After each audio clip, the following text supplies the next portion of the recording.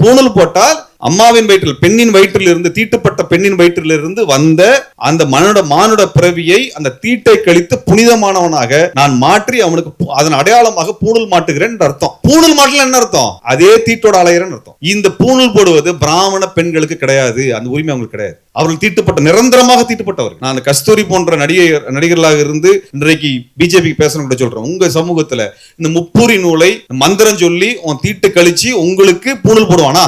உங்களுக்கு ஏன் பூணூல் அனுமதிக்கிறது இல்ல? ஏன் அனுமதிக்கிறது இல்ல? உங்களை கஸ்தூரி போன்றவர்கள் சொல்ற உங்களை இந்த பெண்களை இழிவுபடுத்துகின்ற இந்த சாஸ்திர சம்பிரதாயங்களை நிராகரித்த இவர்கள் மனுஷிகள் என்று சொன்னவர் தந்தை பெரியார். தந்தை பெரியார்.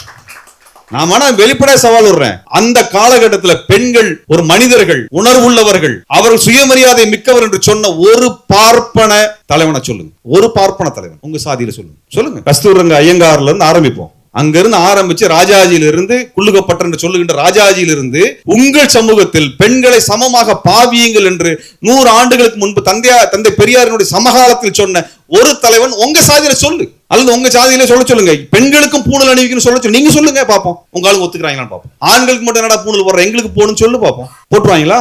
இல்லையே. இலக்கியத்தால் ஒன்றுபட்ட உருளை போன்ற மக்களே வரலாற்றை படைப்பார்கள்.